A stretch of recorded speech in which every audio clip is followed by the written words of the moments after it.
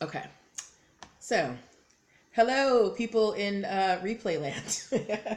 All right. So, we are talking about nonprofit entities. So, the first thing we want to know is what is a nonprofit organization? Okay. A nonprofit organization is any legally incorporated group considered to be tax exempt under IRS Section 501C. Okay. The IRS book is really big and boring, so don't even, worry about that. When they say legally incorporated, that means that your organization is registered with your state. You don't just pop up one day and say, I have a nonprofit, except in very rare circumstances, which we'll cover later. Okay. Nonprofits exist to solve a public problem. They don't provide financial benefit to any person, business, or organization. Also, no one owns a nonprofit. It's managed by a board of directors. Also, guys, if you have questions, please drop them in the comments and I will get to them as much as I can during the broadcast, okay? And if Instagram times out, if we go over for an hour for some reason, which I don't think we will, pop on over to Facebook, facebook.com/NPL consult, okay? So like I was saying, no one owns a nonprofit. It's managed by a board of directors.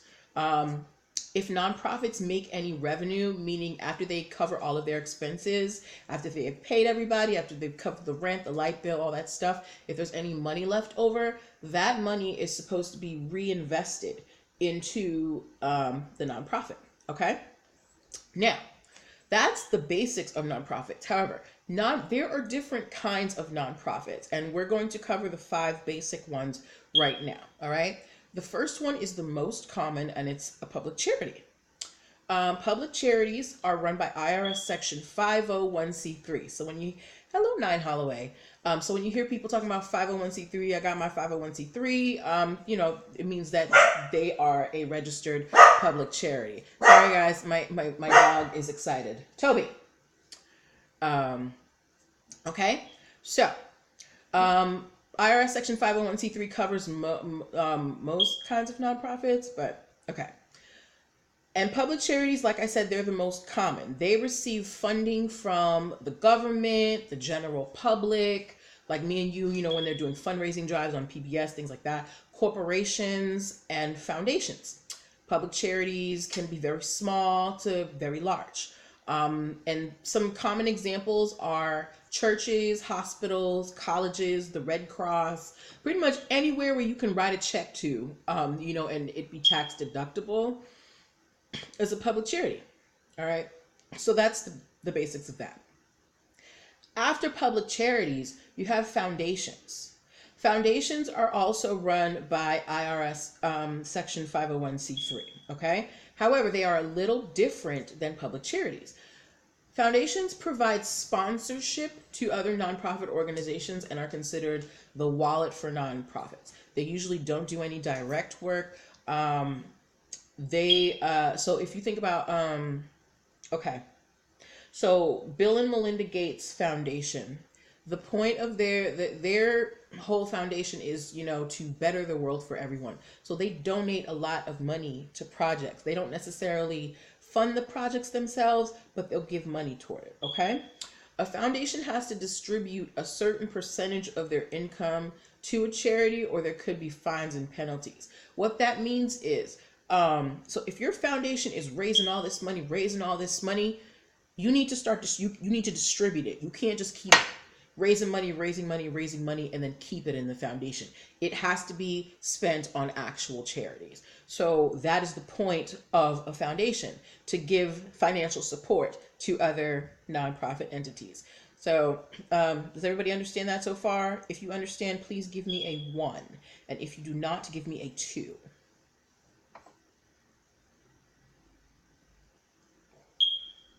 Like my cup, it says hella gorgeous. Okay. All right, Sun dropped 101. I got 1. Okay, you got it. All right, cool. So we've got public charities and we've got foundations. Now we get into some of the interesting stuff, all right? Next, after foundations, we have social advocacy groups. These are groups that are run by, these types of groups, they're run by IRS Section 501c4. Awesome. Social advocacy groups further social or political causes. So whenever you see people out here like saying, hey, do you have 5 minutes to help kids, or do you have 5 minutes for women's reproductive rights? Those are social advocacy groups. NAACP, ACLU, Normal. Usually these types of groups require, if you become a member, there's some type of dues you have to pay, and those dues are used to further social causes. So maybe you become a member of, when you become a member of the NAACP, there is, an annual members, whatever, the money you have to pay to be a member for the year. That money goes to fund the NAACP's activities for the year, as well as their fundraising efforts. Okay. But you can also fundraise. You don't just have to use member dues. So that's a social advocacy group. Now, this one, it might seem similar to a social advocacy group, but it's not. It's called a professional trade organization. These are run by IRS Section 501c6, and they provide programs and services to members of the same profession. So, I'm an attorney. I'm a member of the DC Bar. So, as a member of the DC Bar, there are certain programs that they have to make sure, yes, that I stay up to speed, in my lawyerly skills. There are classes that I can take. There are resources that they have for me, okay? And I have to pay a yearly fee that keeps going up every year to maintain my membership in the DC Bar Association. So a professional trade organization kind of, they help with the development of a profession. So most doctors, most American doctors are going to be members of the American Medical Association.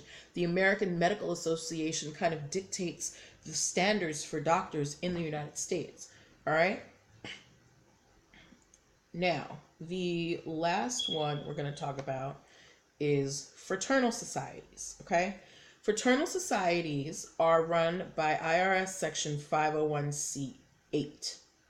And their mission is for the overall development of their members. Now, fraternal societies, what does that sound like to you guys?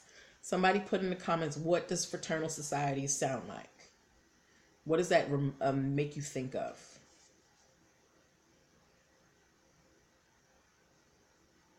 I'm gonna wait. What does fraternal societies make you think of? Hey, hey, hey, hey. Yes, yes. Greek organizations. Very good, Cavalier Conda. So things like Greek organizations. What's that thing? Oh, shoot. I just had it in my head. The Freemasons, the Masons. Yes, sororities, Freemasons, things like that. These are groups, their whole goal is to develop your overall as a person. When my college did not have Greek organizations. They did not recognize them.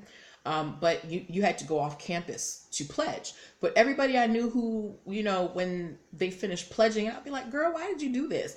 And they talked about, the overall development and how they help you build your self-esteem and the camaraderie. So these organizations are here to, build you up overall, your whole person, not just one part of you. Okay. Whether or not a fraternal organization is tax exempt depends on whether that organization provides insurance to members, okay? And also, in order to be a fraternal organization, there has to be a parent organization and a subsidiary organization.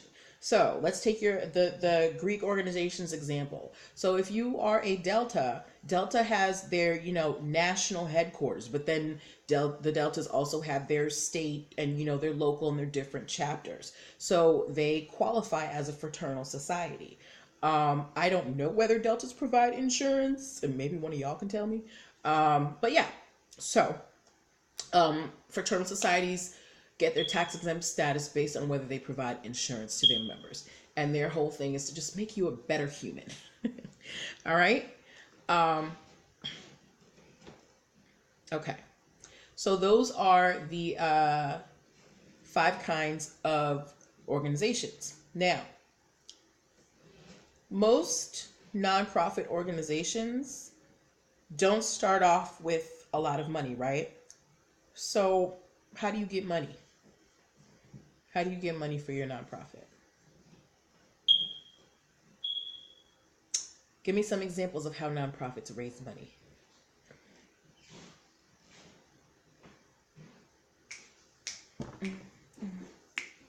I'm not a good dancer, but I will dance until I get an answer. Wait, what's that wave dance? No one knows how not. Okay. Grants. Yes, yes, yes, yes. Grants. So you can come down.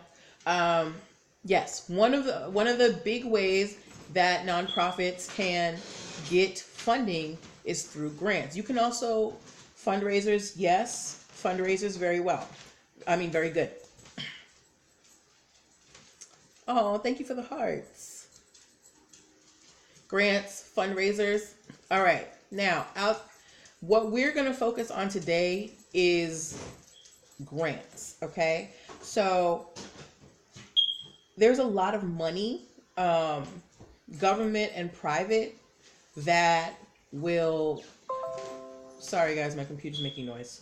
There's a lot of money out there, government and private, that you can apply for to fund a nonprofit or a business. Okay, the hard part is finding where that stuff is.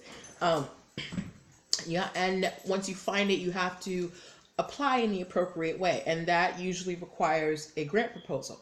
If you want to find where some of these grants are, I would say check your state's Small Business Administration website for a good start. But also, if you download my free nonprofit entities ebook, I give you my 5 top sites to go look for grants. Okay? So, you use a grant proposal to apply for most grants.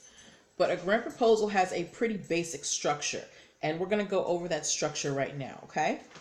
The first thing you need for your grant proposal is a cover letter. It's your hello. This is how you introduce yourself. It should be, very quick. Think of it as like, your Tinder profile or whatever. I don't know. Your bio.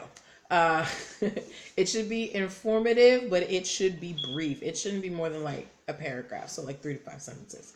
Okay. After you have your cover letter, you need to have your executive summary. This helps the person who has the grant or who's giving the grant understand quickly what you're asking for. You don't want to waste people's time when you're applying for money. You want to make it as easy as possible for them to understand why you need the money and why you should get the money. Okay. Then the third part is your most important part. It's your needs statement. And this tells the grant funder why your nonprofit's mission is important and why your organization is the right one for the job. So the needs statement is probably the part that should take you the most time. After that, you have your goals and objectives section. This tells the grant funder what your organization is going to do about a particular problem. So if you're, if you have an organization, let's take, NAACP. NAACP's mission is to, end racial injustice for people of color. So if they were going to apply for a grant, they would need to say, okay, this is the problem that we want to solve. Here's how we're going to solve it. Okay. And it's just kind of overall broad goals and objectives. Your next section is called methods, strategies, or program design. And this is like a step. It's when you go give them a step-by-step plan, showing them how is this actually going to look, how, the mechanics of it. After your methods section, you're going to have the evaluation section. And this tells the grant funder how you're going to measure your success.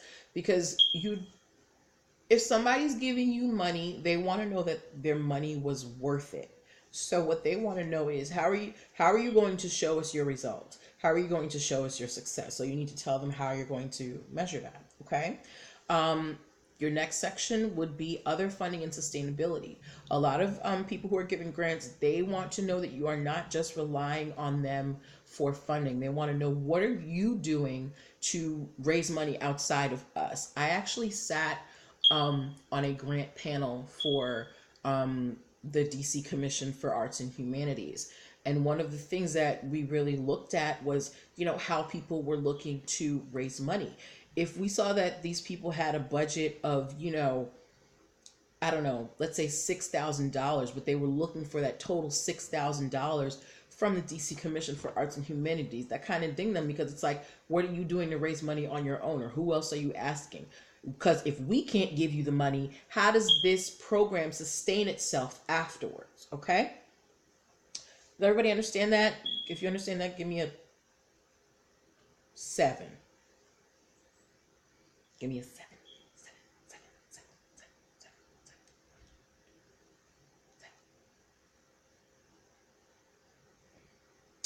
All right, Cavalier Conda. Okay, I think. All right. Now, other funding and sustainability. After this section, is your information about your organization. This is when you can really go in and talk about how great your organization is, what your mission is, how you did it, your accolades, what have you done, what your successes, all that stuff. This is your parade for you to talk to everybody about, this is why we're, the best. Then after that, you have your project budget. This is also another very important part. You need to tell the grant funder exactly how their money is going to be spent. Meaning everything, travel, supplies. If you have, if you're getting guest speakers, you need to tell them how their money is going to be spent down to the last dime, if possible.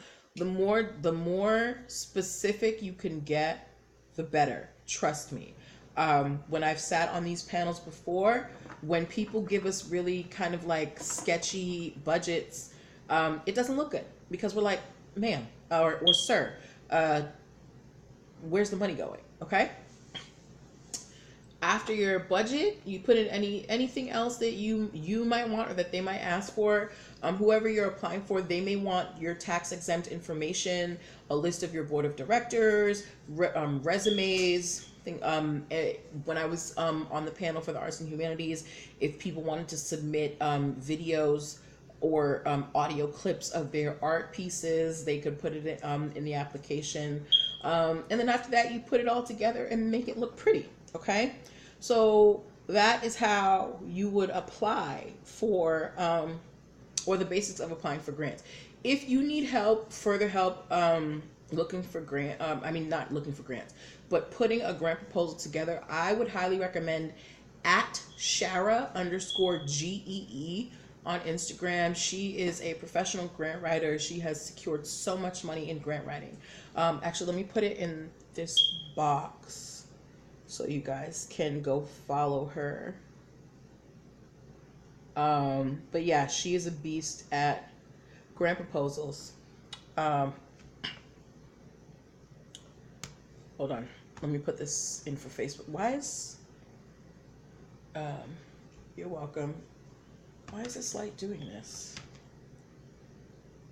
Okay. And let me put it for Facebook, and then we're going to continue because we're at the end of the nonprofit entities book, but we're not at the end of our lesson, because now we're going to go into how you form these different types of organizations. So we know that, so the entities helps you figure out what type of organization you want to start. Then you know how to apply for the money to get money for your organization. But now you need to know, how are you going to set up this nonprofit? How are you going to apply to the state and say, hey state, I want to start a nonprofit? So that's what we're going to go over right now, okay? Give me 1 second. @Shara_Shara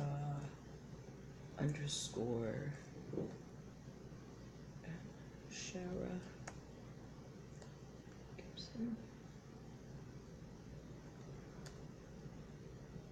Here, I can't find it. I'll put it up later for Facebook. Anyway, all right. So now we need to go to the state, and we've got our idea of what we want to do. We got to go to the state and say, hey state, I want to start a nonprofit, right?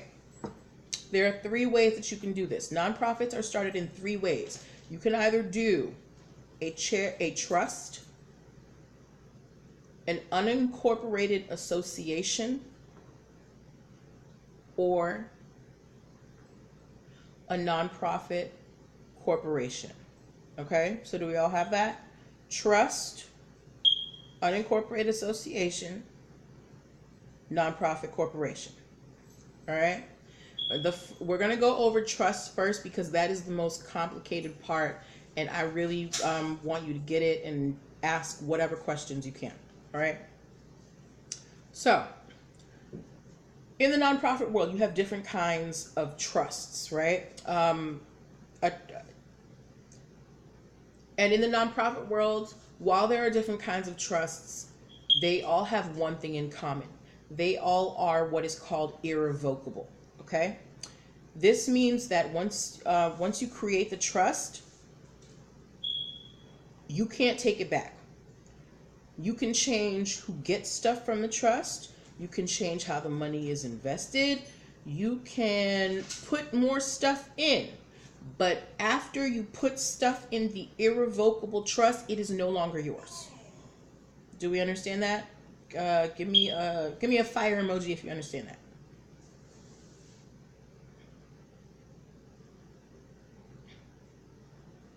Irrevocable trusts. You can't take out whatever you put in.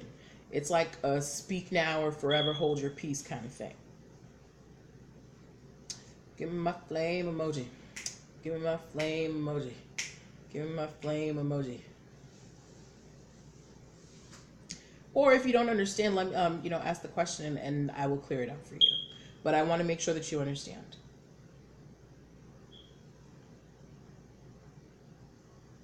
All right. I'm going to move forward. Okay. So, like I said, the irrevocable trust, you can change the beneficiaries, you can change how it's invested, you can put more stuff in. Awesome. Thank you for the flame emoji. Yay!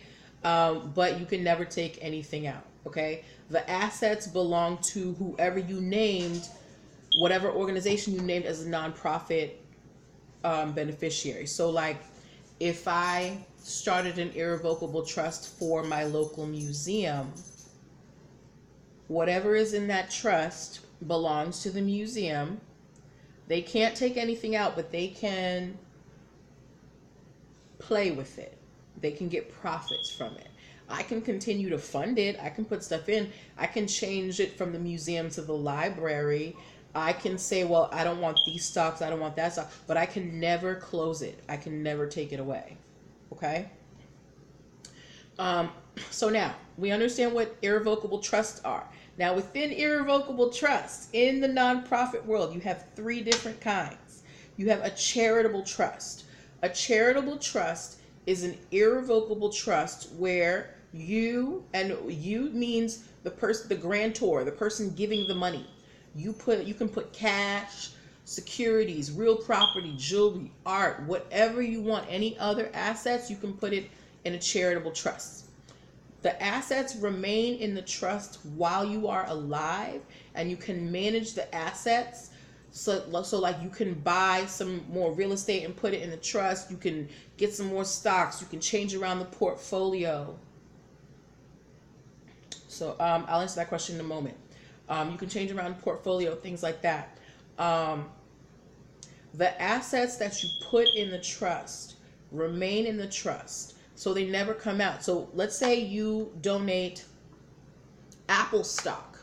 The actual stocks will never come out of the trust. However, the money, the profit made from the Apple stocks will be able to be used by the beneficiary organization that you have named for this trust. Do we understand? Please give me a 1 if you understand. And while we wait for that, I will answer your question. Hello, Nurse B. You said if you want to start one for my grandson. I'm assuming that you mean a trust. If you want to start a trust for your grandson, you totally can. Your only option, but you have more options than irrevocable. And I would say go find a good trusts and estates attorney to in your area to see what your options are. Okay. But yeah, irrevocable is it's like it's walking on the wild side, because it's like once you do it, it's gone. Okay. I'm just throwing it in the hole. Okay. Now, Like I said, excuse me, I got my ones. Yay. The assets deposited or purchased in the trust. So whatever you put in this charitable trust, they stay in there, and the income, you get to play with that. This trust can survive you. So that means you might be funding the trust, but after you die, that doesn't mean the trust dies. It's still alive. That property, that art, that jewelry, that money, those stocks, it's still in there. So you need to make sure that you have made arrangements for its management. Unlike Aretha Franklin, which I'm really mad about, and I'm going to talk about next week. We're talking about wills and trusts. But I digress. Excuse me. The advantages of a charitable trust are that it helps you preserve the value of assets. So if you put a house in there and the house is worth $1 million, it maintains that $1 million value. You get tax deductions, you can reduce taxes, you can create income. Girl, I can't believe her either. Create income from non-income producing property.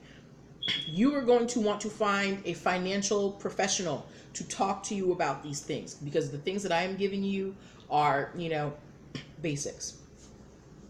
Yeah. So that is charitable trusts. Okay. Next, can we move on to number 2? If we can move on to number 2, give me a 2.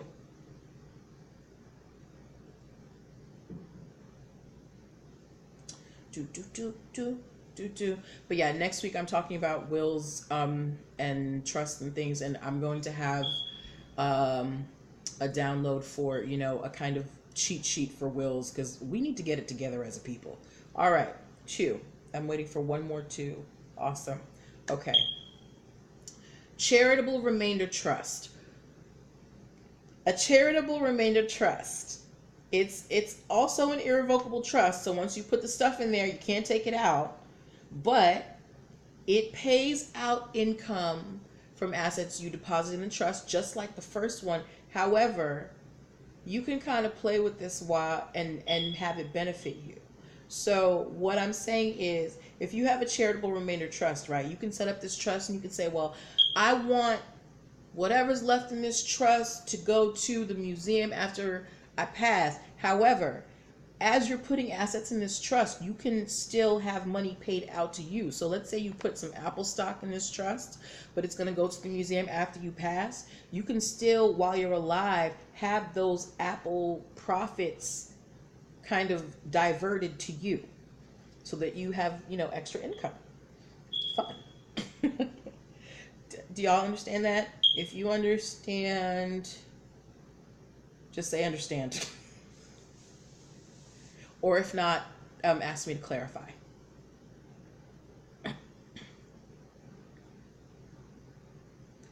Because charitable and remainder trust can be a little tricky. It took me a little bit to understand it. All right, Cavaliers got it. I'm still waiting for EJR 4590 and Nurse B.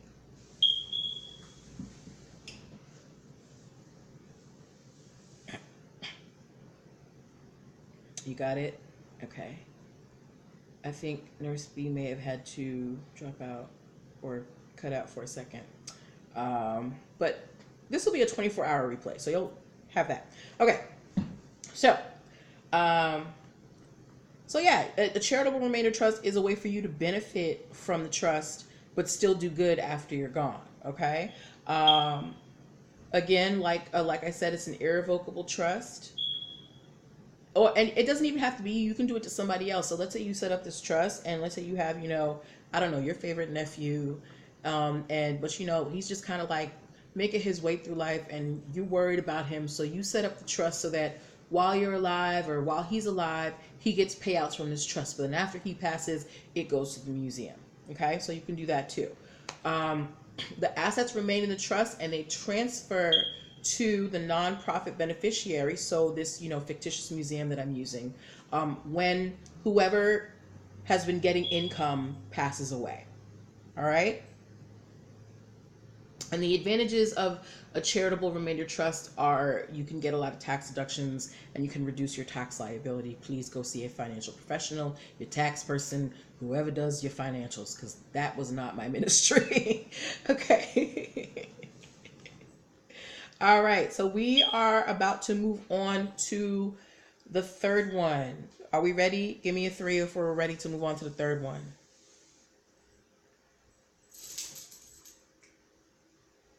We're almost done, guys.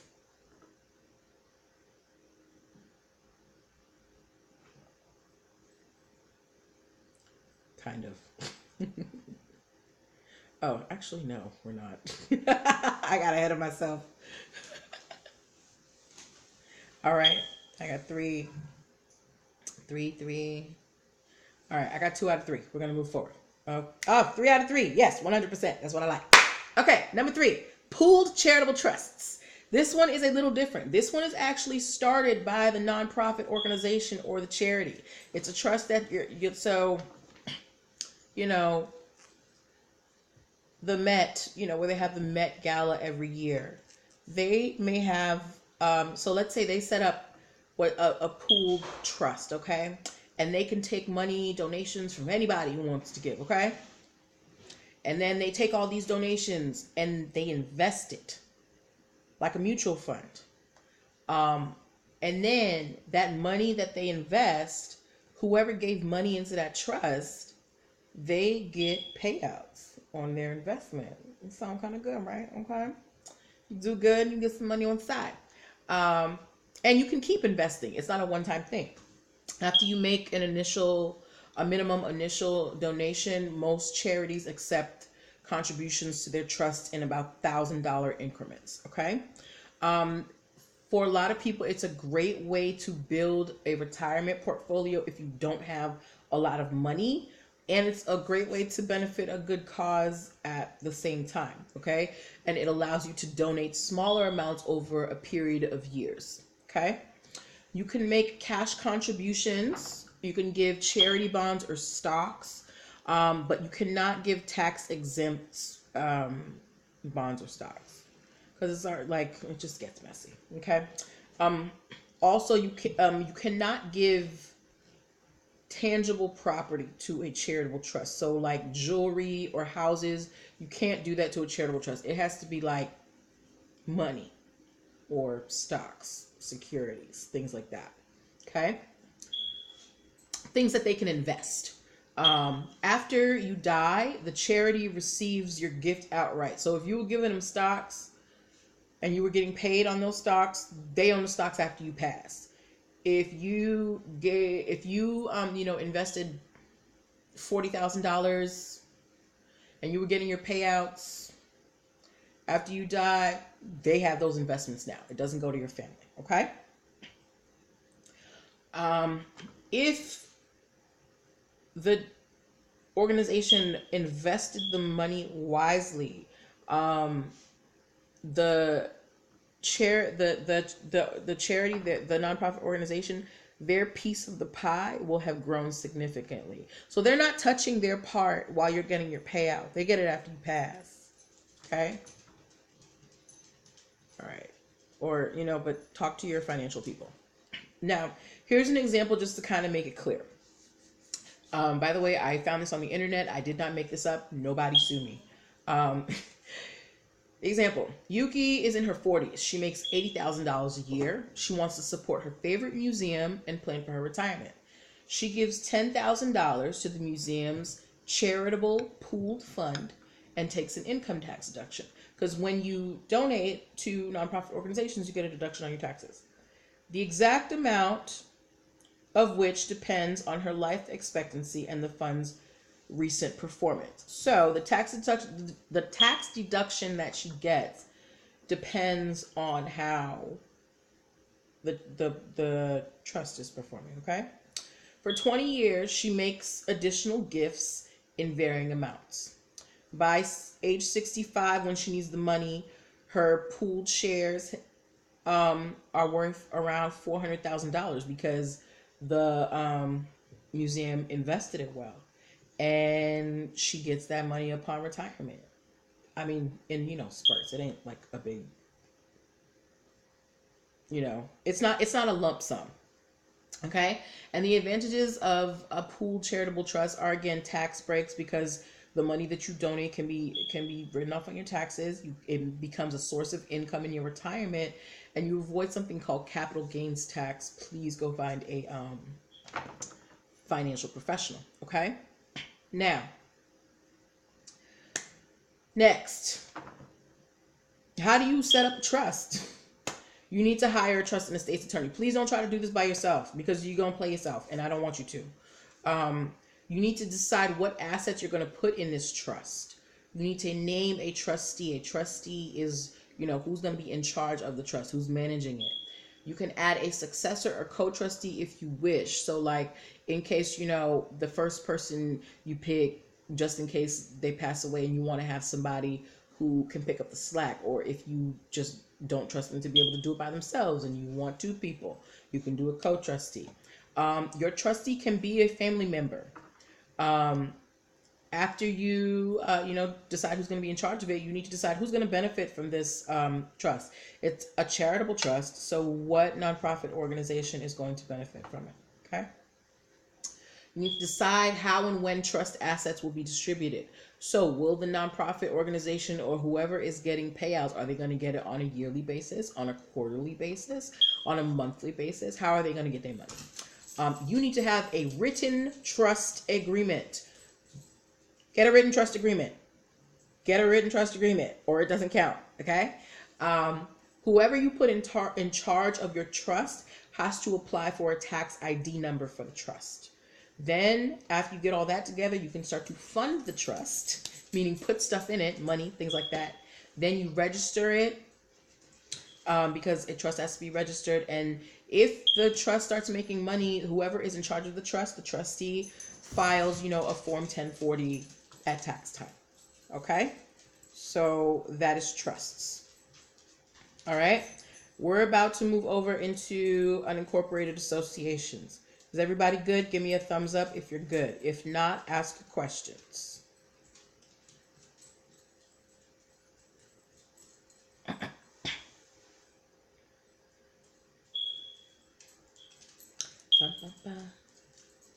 Okay, these next two parts are going to go pretty quickly.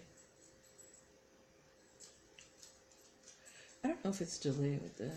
Okay. All right, Cavalier Conduct, got you. EJR 4590, I got you. Nurse B, are you on shift?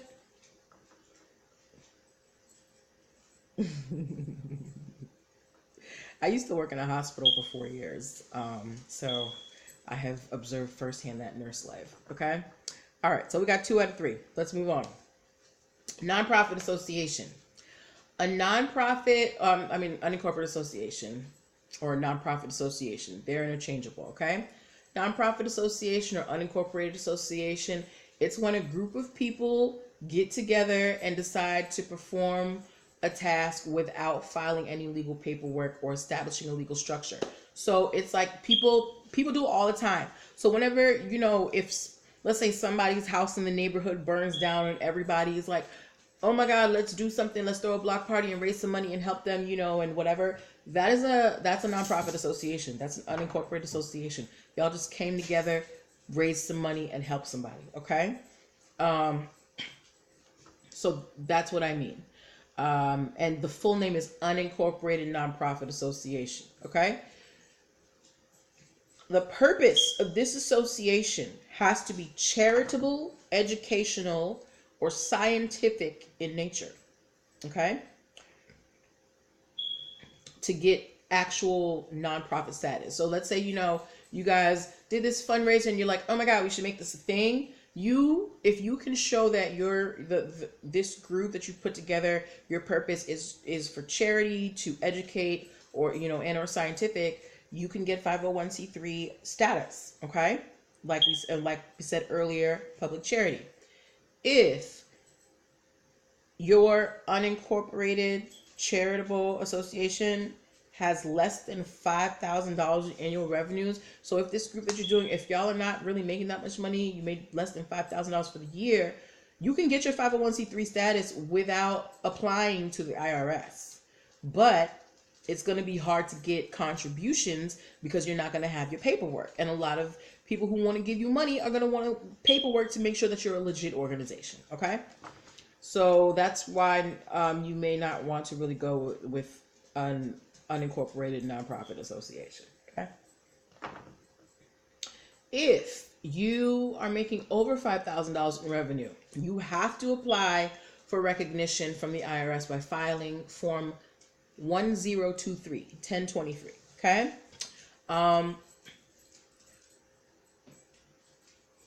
It's not necessary for an association to convert to a corporation to obtain IRS 501c3 status, even though you can do that. So let's say you don't want to go through the whole process of becoming a corporation, which we're going to cover next. You want to stay in association.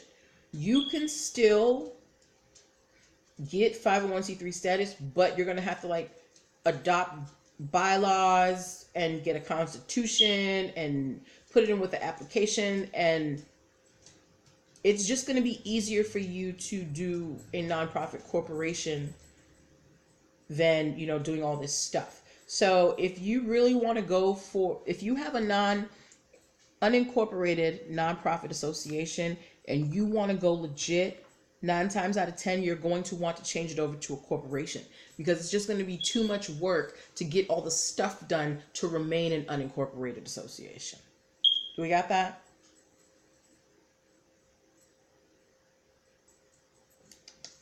Do we got that? Do we got that? Do we got that? Can I get a yes? Can I get an amen? Okay. Let me move forward because I don't want to time out on Instagram. The biggest drawback to the unincorporated nonprofit association, it's that there's no separate legal existence apart from members. So when you set up most nonprofit associations, they exist outside of you as a group or as a person. But with these associations, because there's no kind of paperwork, you're personally liable. So if something goes wrong, or if this group of people that have come together for a good cause end up owing people money, y'all are going to have to come out of pocket. All right. So that is associations. I obviously don't like them. All right. We're moving on to nonprofit corporations. Last part. Okay. Thank you for sticking with me, guys. We've only got a few more minutes. Nonprofit corporations. If you got my business entities ebook last week, it's pretty much the same as for-profit corporations, but there's a little twist. Okay. All right. So nonprofit corporations work like regular corporations. Nonprofit corporations can make a profit, but they cannot be designed primarily for profit making. So it's like, if I set up my nonprofit corporation to, you know, help people get healthy, and in the process my nonprofit corporation ends up making billions of dollars, that's fine, because I didn't go into it to make these billions of dollars. It was a byproduct of me trying to help people get healthy. Okay. If you were not here last week, a corporation is a business entity where the business is recognized as a legal entity by the law, meaning this corporation can go and sue under its own name. So things like, excuse me, I forget which charities are incorporated, but an incorporated charity could go into court and sue. Let's say the Red Cross is incorporated. Red Cross Inc. could go into court and say Red Cross Inc. versus blah, blah, blah. Okay? That's what a legal entity means. The nonprofit corporation can be set up just like business corporations, and there are 2 types. We have C corporations. It's called a C corporation because it's controlled by subchapter C of the IRS code. Ownership and management of a corporation can be completely separate, meaning that the person who owns the corporation doesn't run it. Okay. And then when you get into nonprofits, like I said in the beginning, no one owns a nonprofit. So your name might be on the paperwork, but once you get your nonprofit status, things kind of change. Okay.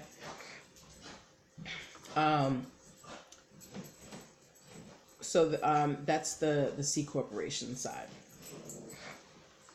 Then you have the S corporation, and that is managed by subchapter S of the IRS code. Okay, and the two different corporations have different advantages and disadvantages. I went over them last week. For the purposes of this training, they're not. They don't matter. So we're not going to worry about that right now. But what you do need to know is that they require a lot of paperwork, a lot of records, just like any other business. And I think what most people forget or don't know is that nonprofits have to be established just like any other business. You need to get an EIN number. You need to make sure that your paperwork is in order. Just because you're starting something with a good cause doesn't mean that you are exempt from getting your stuff in order. If you want all the perks of a nonprofit, you need to make sure that you have your ducks in a row. Anybody who's running around saying that I own a nonprofit, does not know what they're talking about, because no one owns a nonprofit. All right? So that's the end of the content. Again, if you want the replay of this training for $10 and you're watching this live, DM me your email address, and you'll get the replay of this plus the 2 ebooks for $10. Otherwise, if you're watching the replay, you can get the replay and the 2 ebooks for $29 until Monday. Now, we are open for questions.